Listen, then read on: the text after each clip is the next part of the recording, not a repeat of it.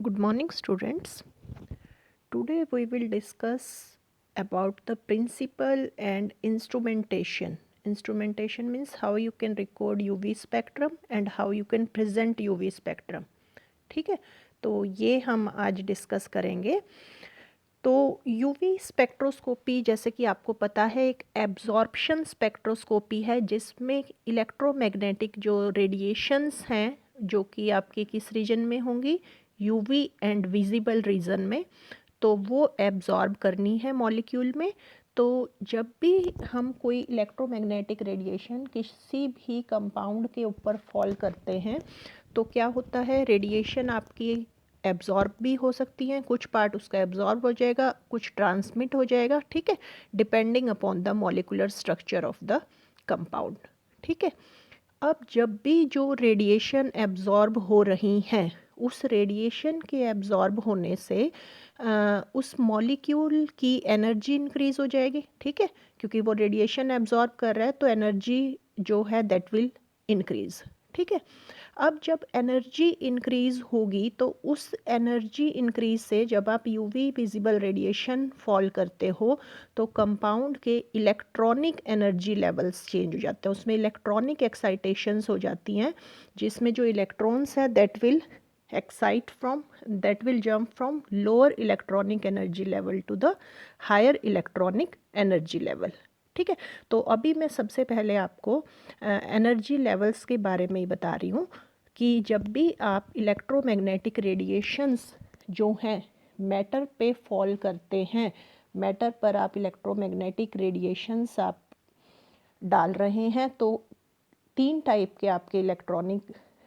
Type के energy level हैं। First है आपके इलेक्ट्रॉनिक एनर्जी लेवल। तो क्या होता है, रूम टेम्परेचर पर हम ये कंसीडर करते हैं कि जो मॉलिक्यूल्स हैं that are in lowest energy level, जिसको हम E0 लिखते हैं। ठीक है, अब कंपाउंड के ऊपर आपने यूवी विजिबल लाइट फॉल की तो मॉलिक्यूल अब आपके वो एब्जॉर्ब कर लेंगे। ठीक है, तो क्या होगा, one of the outermost bond या लोन पेयर जो इलेक्ट्रॉन है that will promote to higher energy state में चला जाएगा। That can be E1, E2 and up to En depending upon the energy given. तो इसको हम कहते हैं इलेक्ट्रॉनिक ट्रांजिशन। ठीक है, तो जो एनर्जी रहेगी, एनर्जी डिफरेंस डेल्टा ई रहेगा, that is equal to h nu, और you can write E n minus E naught, where E n is the energy of higher energy electronic energy level और E0 आपका ground state पे यानी कि जो lowest energy level है उसकी energy रहेगी। ठीक है, तो जो इलेक्ट्रॉनिक एनर्जी लेवल्स के बीच में डिफरेंस है that varies from 35 to 71 kilo calorie per mole. ठीक है, अब क्या होता है कि जो इलेक्ट्रॉनिक लेवल्स हैं that are in turn associated with number of vibrational energy levels and vibrational energy levels in turn are associated with a number of rotational energy levels. ठीक है, तो वाइब्रेशनल जो एनर्जी लेवल है उनकी energy electronic energy level से कम हो जाएगी।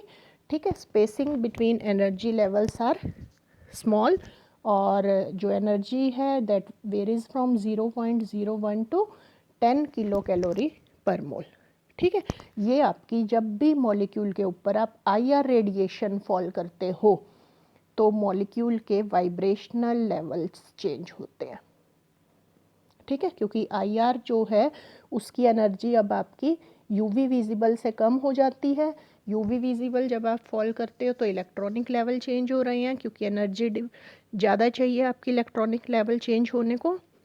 Then आपकी IR रेडिएशन फॉल करते हो, IR की जो एनर्जी है वो कंपेरेटिवली यूवी से कम रहेगी।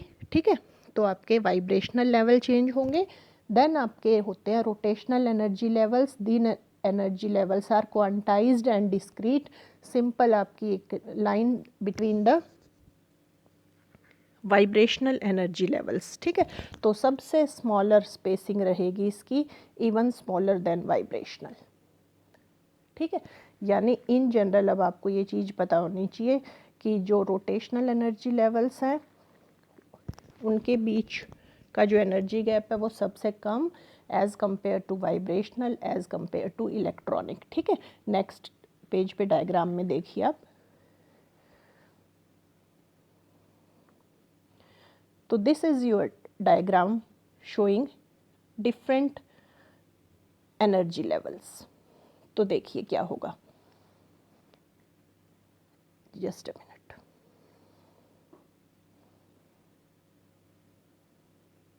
अब देखिए, ये आपकी ग्राउंड स्टेट है S0। ठीक है, ये आपका जो है फर्स्ट एनर्जी लेवल है। उस फर्स्ट एनर्जी लेवल के अंदर आप देखिए ये वाले जो है different number of vibrational energy levels है। ठीक है, फिर वाइब्रेशनल एनर्जी लेवल्स के अंदर उससे कम एनर्जी वाले देखिए ये आपके डिफरेंट रोटेशनल एनर्जी लेवल्स है। ठीक है, अब क्या होता है जब आप यूवी विजिबल लाइट फॉल करते हो तो मॉलिक्यूल के अंदर इलेक्ट्रॉनिक लेवल्स चेंज हो जाते हैं। ठीक है, क्योंकि यूवी विजिबल की रेडिएशन इन तीनों के कंपैरिजन में सबसे ज़्यादा है। जब आप आईआर रेडिएशन फॉल करेंगे तो मॉलिक्यूल के वाइब्रेशनल एनर्जी लेवल चेंज होंगे। अब आईआर की एनर्जी इतनी नहीं होती कि इलेक्ट्रॉनिक एनर्जी लेवल्स चेंज हो जाए। ठीक है, और जब आप माइक्रोवेव फॉल करेंगे तो माइक्रोवेव से मॉलिक्यूल के रोटेशनल एनर्जी लेवल ही चेंज हो सकते हैं और इनकी एनर्जी इतनी नहीं है कि आपके वाइब्रेशनल लेवल चेंज हो या आपके इलेक्ट्रॉनिक लेवल्स चेंज हो। यहाँ पे अभी क्लियर है? ठीक है, तो जब भी आपके कंपाउंड में इलेक्ट्रॉनिक लेवल्स चेंज होते हैं तो उस time they are always accompanied by vibrational as well as rotational energy level changes. ठीक है, लेकिन अगर रोटेशनल लेवल चेंज हो रहे हैं सिर्फ, तो उस टाइम आपके वाइब्रेशनल और इलेक्ट्रॉनिक नहीं होंगे। और अगर वाइब्रेशनल लेवल चेंज हो रहे हैं तो वाइब्रेशनल के साथ साथ रोटेशनल भी होंगे, क्योंकि उसकी एनर्जी आपकी रोटेशनल की कम होती है एज कंपेयर टू वाइब्रेशनल। ठीक है, तो अब हम आ जाते हैं मेन यूवी विजिबल स्पेक्ट्रोस्कोपी पे कि what is UV visible spectroscopy. तो UV visible spectroscopy is study of absorption of light in UV region. जो इम्पॉर्टेंट रीज़न है that is 200 to 400। Sometime radiations जो हैं दे अकर इन फार यूवी रीजन, 200 से कम नैनोमीटर पर। तो हम कंसीडर कर लेते हैं कि 100 से 400 नैनोमीटर आपका यूवी रीजन है और 400 से 800 नैनोमीटर आपका विजिबल रीजन है। तो अगर यूवी विजिबल रीजन में एब्जॉर्प्शन होती है लाइट की तो that is UV visible spectroscopy, या सिंपली आप यूवी स्पेक्ट्रोस्कोपी भी लिखते हैं। U stands for ultraviolet and V stands for visible. ठीक है, तो जब भी यूवी विजिबल स्पेक्ट्रोस्कोपी आप लाइट फॉल कर रहे हो तो there are change in electronic energy levels. ठीक है, यानी कि it involves transition from one electronic energy level two another. इसी वजह से आप यूवी स्पेक्ट्रोस्कोपी को इलेक्ट्रॉनिक स्पेक्ट्रोस्कोपी भी बोलते हैं। क्लियर है? अब आईआर में वाइब्रेशनल लेवल चेंज होते हैं तो आईआर स्पेक्ट्रोस्कोपी को हम वाइब्रेशनल स्पेक्ट्रोस्कोपी भी बोलते हैं, और माइक्रोवेव में आपके रोटेशनल लेवल चेंज होते हैं, इसलिए माइक्रोवेव स्पेक्ट्रोस्कोपी को हम रोटेशनल स्पेक्ट्रोस्कोपी भी बोलते हैं। Right? Now come to the principle of UV visible spectroscopy. अब क्या प्रिंसिपल है? अब आपको स्पेक्ट्रोस्कोपी का अच्छी तरह से पता चल गया। Spectroscopy is interaction of light with matter. ठीक है, अपने मैटर के ऊपर इलेक्ट्रोमैग्नेटिक रेडिएशंस फॉल करनी है। अब वो मैटर उस इलेक्ट्रोमैग्नेटिक रेडिएशंस को एब्जॉर्ब करेगा, जिसकी वजह से उसका एनर्जी कंटेंट जो है वो इंक्रीज़ हो जाएगा। ठीक है, तो जब भी आप यूवी लाइट फॉल करोगे, ठीक है, यूवी विजिबल की लाइट फॉल करोगे तो जो मॉलिक्यूल है उसमें क्या चेंजेस होंगे? इलेक्ट्रॉनिक लेवल्स चेंज होंगे। दैट जो है रेडिएशन जो है that will increase the energy and may lead to electronic excitation, ठीक है, जिसमें इलेक्ट्रॉन्स जो हैं that will be excited to the higher energy level, ठीक है। तो यानी कि जो इलेक्ट्रॉन आपके होंगे दैट विल एक्साइट फ्रॉम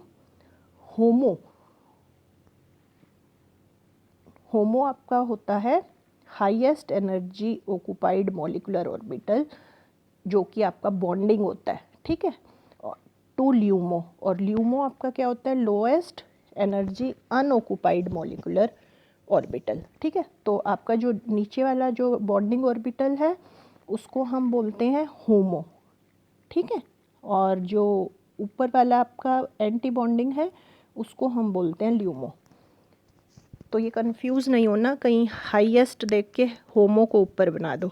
यहाँ पर ऑक्यूपेंसी का लेवल, इलेक्ट्रॉन्स अगर प्रेजेंट हैं, सपोज करो 2 इलेक्ट्रॉन आपके प्रेजेंट है तो दैट विल बी इन होमो, तो इसी वजह से इसको बोलते हैं हाईएस्ट ऑक्यूपाइड मॉलिक्यूलर ऑर्बिटल, ठीक है। और ये आपके हो जाएंगे लोएस्ट अनऑक्यूपाइड मॉलिक्यूलर ऑर्बिटल, जो कि आपके एंटी बॉन्डिंग होते हैं, ठीक है। तो जब भी आप यूवी लाइट फॉल कर रहे हैं तो आपके जो इलेक्ट्रॉन है that will change from HOMO to LUMO. तो होमो जनरली आपका पाई ऑर्बिटल है जो कि बॉन्डिंग है, और ल्यूमो जो आपका जनरली पाई स्टार ऑर्बिटल है जो कि आपका एंटी बॉन्डिंग हो जाएगा, ठीक है। तो जितना एनर्जी डिफरेंस आपका होमो और ल्यूमो के बीच में, जितना एनर्जी डिफरेंस आपका कम होगा उतनी ही आपको कम एनर्जी चाहिए एक्साइटेशन के लिए इलेक्ट्रॉन्स की, और energy is inversely proportional to wavelength, यानी कि longer the wavelength that it will be absorbed, ठीक है। यानी उसकी लैम्डा मैक्स जो है वो उतनी ही ज़्यादा होगी जितना एनर्जी डिफरेंस कम होगा, राइट। तो ये आपका बेसिक प्रिंसिपल है यूवी स्पेक्ट्रोस्कोपी का। तो देखिए, अब मैंने इस डायग्राम में आपको रिलेशनशिप दिखाया बिटवीन होमो ल्यूमो गैप, ठीक है, जो एनर्जी गैप है, और एब्जॉर्ब्ड वेवलेंथ का।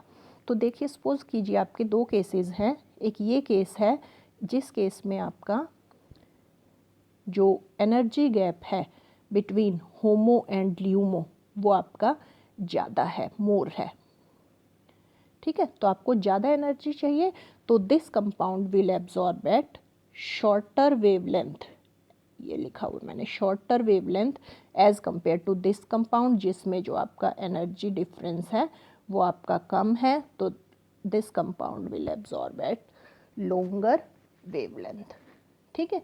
तो पता चल गया आपको किस वेवलेंथ पे आपका स्पेक्ट्रम आएगा, that depend upon the difference between homo and LUMO, यानी कि जितना एनर्जी गैप होमो ल्यूमो में ज़्यादा होगा उतना ही शॉर्टर वेवलेंथ पे एब्जॉर्प्शंस आएगी आपकी, और जितना आपका एनर्जी गैप कम होगा उतनी ही आपको कम एनर्जी चाहिएगी इलेक्ट्रॉन की एक्साइटेशन के लिए। कम एनर्जी मीन्स वेवलेंथ आपकी उतनी ही ज़्यादा होगी, राइट। तो देखिए, तो the wavelength which is strongly absorbed bye compound, उसको हम रिप्रेजेंट करते हैं बाय लैम्डा मैक्स, ठीक है। और उस लैम्डा मैक्स को ही हमने मेज़र करना है बाय यूवी विजिबल स्पेक्ट्रोफोटोमीटर, ठीक है। अब आईआर में क्या होता है, most of the functional group जो है they absorb over a narrow range of wavelength and they give a sharp peak, ठीक है। बट यूवी विजिबल स्पेक्ट्रोस्कोपी में we always get broad peaks, हमें यूवी विजिबल स्पेक्ट्रोस्कोपी में broad peaks मिलती हैं, broad band मिलते हैं एज कंपेयर टू नैरो, जिसमें कि हमें आईआर में मिलते हैं, ठीक है। अब ऐसा क्यों हो रहा है, अब आप देखिए, अगर आपकी माइक्रोवेव स्पेक्ट्रोस्कोपी है तो आपको सिंपल लाइन मिलती है, अगर आपकी आईआर स्पेक्ट्रोस्कोपी है तो आपको इस टाइप से नैरो पीक्स मिलती हैं, बट अगर आपकी यूवी स्पेक्ट्रोस्कोपी है तो आपको ब्रॉड बैंड मिलते हैं, ठीक है। अब ऐसा क्यों है, ऐसा इसलिए है कि जैसे कि अगर आपकी यूवी स्पेक्ट्रोस्कोपी है तो यूवी स्पेक्ट्रोस्कोपी में आपके इलेक्ट्रॉनिक लेवल चेंज होते हैं, तो इलेक्ट्रॉनिक के साथ साथ वाइब्रेशनल भी होंगे, वाइब्रेशनल के साथ साथ रोटेशनल भी होंगे, ठीक है।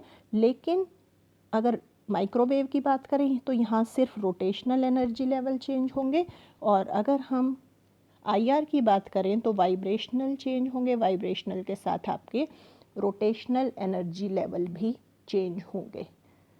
ठीक है, तो यानी कि जब भी इलेक्ट्रॉनिक एनर्जी लेवल्स चेंज होते हैं तो साथ में वाइब्रेशनल एंड रोटेशनल सब लेवल्स भी हर हाल में चेंज होंगे।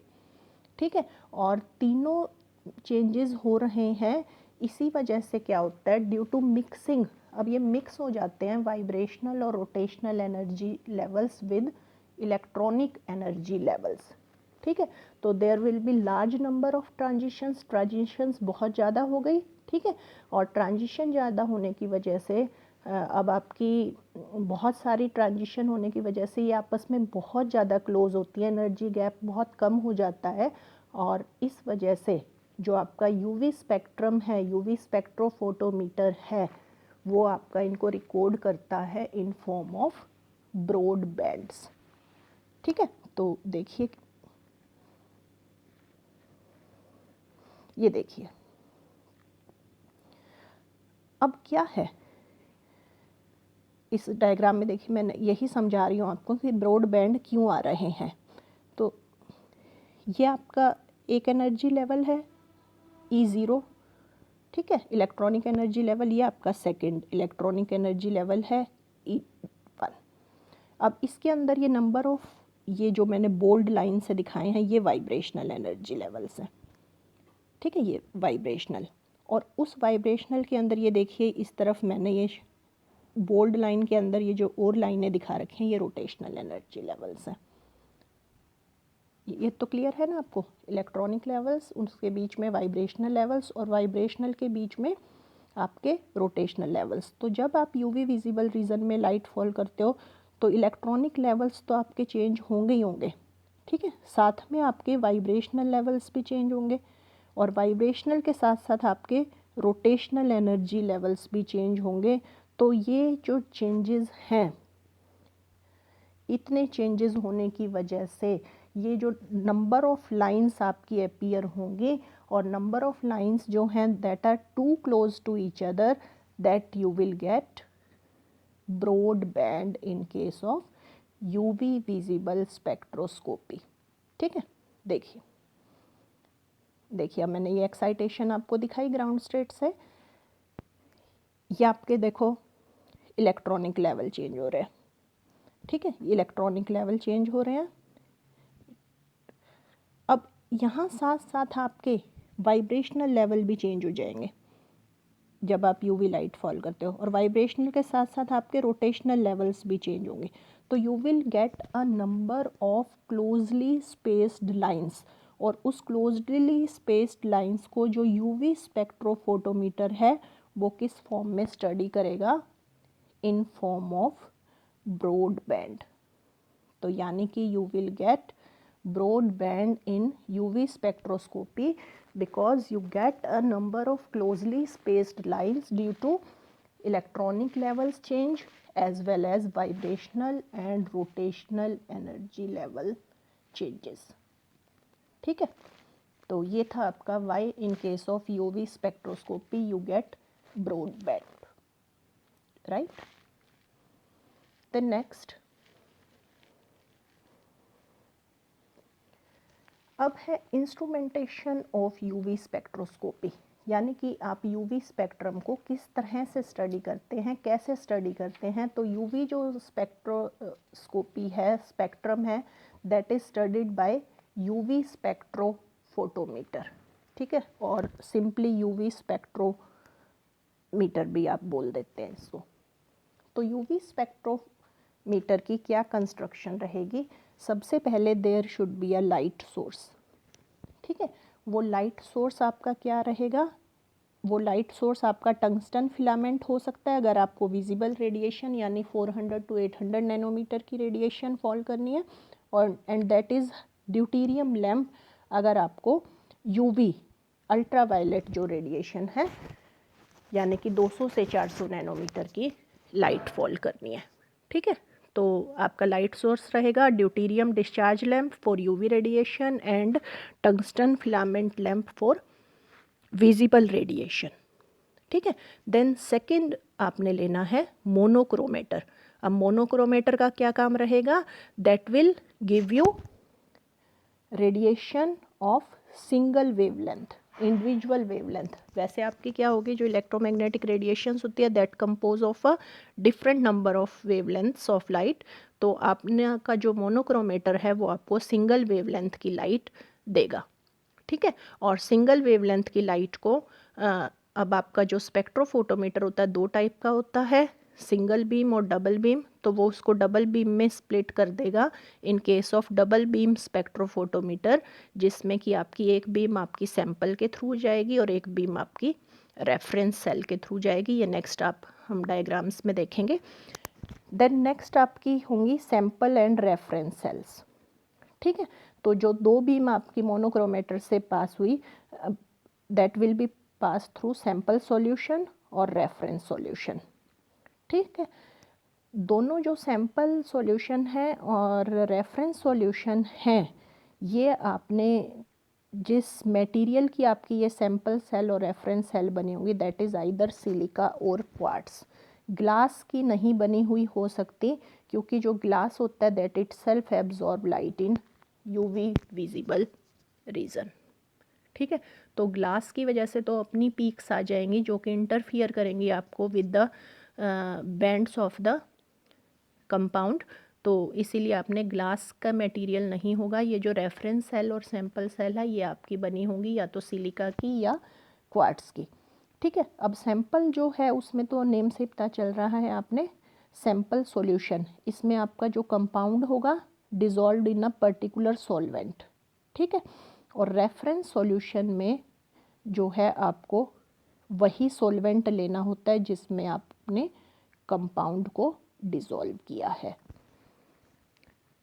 ठीक है। तो ये आपका सैंपल सेल और रेफरेंस सेल हो जाएगी। Then there is a detector, उसके बाद आपका डिटेक्टर होगा। ठीक है। तो जनरली 2 फोटो सेल्स हम लेते हैं जो कि डिटेक्टर का काम करती हैं। एक फोटो सेल जो है वो सैंपल सेल से जो बीम आएगी उसको रिसीव करेगी और दूसरा जो है रेफरेंस से आएगी उसको करेगी। उसके बाद जो इंटेंसिटी ऑफ रेडिएशन है रेफरेंस सेल की स्ट्रॉन्गर होगी then that of sample cell. ठीक है। उससे अब मॉलिक्यूल में अल्टरनेटिंग करंट्स जो हैं वो जनरेट हो जाएंगे और जिसकी वजह से आपका स्पेक्ट्रम आएगा। वो जो अल्टरनेटिंग करंट्स आपके जनरेट हुए हैं वो अब आपके किस पे फॉल करने हैं, अपने एम्पलीफायर पे। ठीक है। जो अल्टरनेटिंग करंट है that will be transfer to amplifier.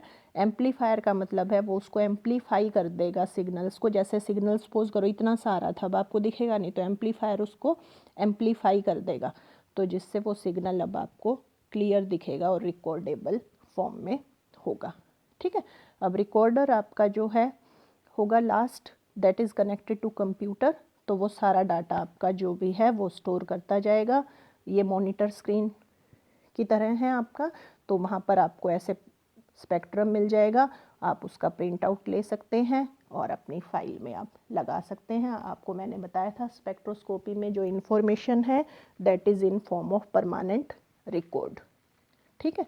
तो रिकॉर्डर पे आपका स्पेक्ट्रम रिकॉर्ड हो जाएगा। तो देखिए क्या रहेगा डायग्राम आपका। ये सिंगल बीम है जिसमें हमने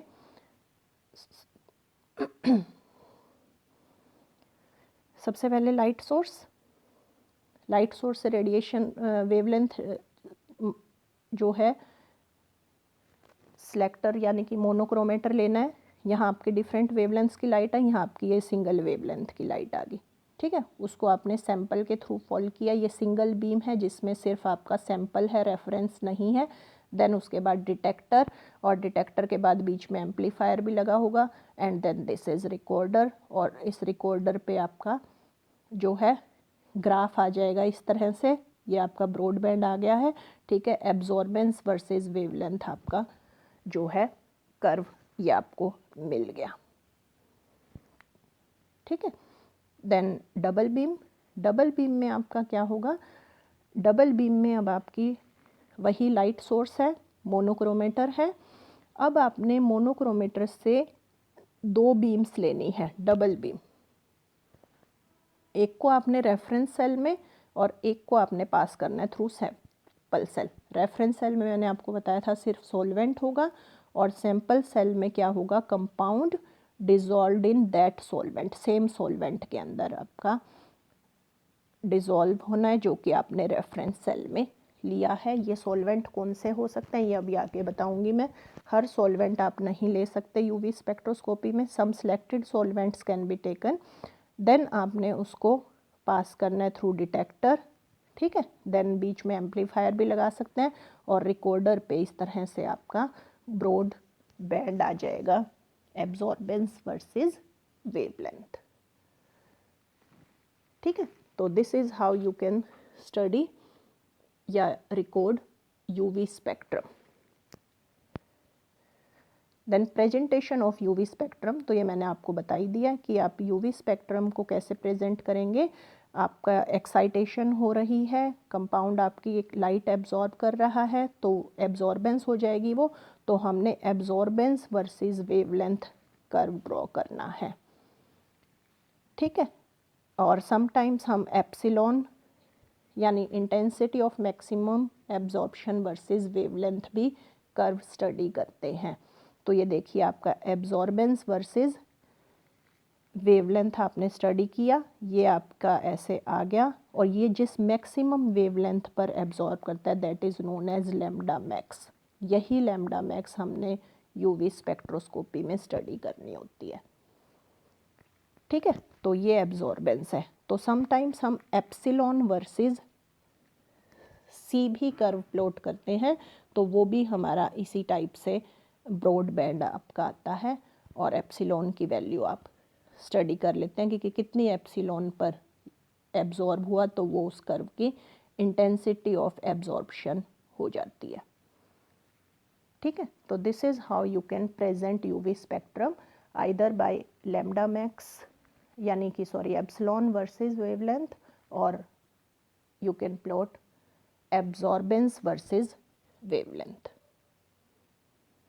देन मैंने आपको बताया था कि आप हर सॉल्वेंट यूज़ नहीं कर सकते यूवी स्पेक्ट्रोस्कोपी में, तो आपको चॉइस करनी है सॉल्वेंट की, आपको चूज़ करना है सॉल्वेंट को, यानी कि आपको अपना सैंपल कैसे प्रिपेयर करना है, ठीक है। तो एक तो आपका जो यूवी विजिबल स्पेक्ट्रा है वो आपने वेरी डाइल्यूट सॉल्यूशन का मेज़र करना है। लगभग आप सिर्फ देखिए सिर्फ 1 मिलीग्राम कंपाउंड को डिज़ोल्व करते हैं इन 100 ml ऑफ द सॉल्वेंट, ठीक है। कंसनट्रेटेड सॉल्यूशन नहीं लेना। सेकंड, जो सॉल्वेंट आप ले रहे हो that should not absorb radiation, यानी कि वो आपका यूवी रीजन में यानी 200 से 800 नैनोमीटर के बीच में उस कंपाउंड की एब्जॉर्प्शन नहीं होनी चाहिए, जिसको आप ये कहते हो that must be transparent over desired range of wavelength. Desired range है हमारी 200 से 800, तो 200 से 800 नैनोमीटर तक उस कंपाउंड की एब्जॉर्प्शन नहीं होनी चाहिए, ठीक है। तो जो सॉल्वेंट्स होते हैं जिनके अंदर कंजुगेशन नहीं होता that are generally used for recording UV spectrum, they are inert to the sample. तो देखिए हम कौन कौन से सॉल्वेंट्स लेते हैं। We can take water, we can take 95% ethanol, methanol, ether, n hexane, cyclohexane. ये कुछ सॉल्वेंट्स हम अपने सैंपल को डिज़ोल्व करने के लिए ले सकते हैं। और जो नहीं ले सकते दैट आर, हम बेंजीन नहीं ले सकते, हम कार्बन टेट्राक्लोराइड नहीं ले सकते, हम क्लोरोफॉर्म नहीं ले सकते, क्योंकि इन कंपाउंड्स की अपनी एब्जॉर्प्शन आती है 240 से 280 नैनोमीटर के बीच, ठीक है।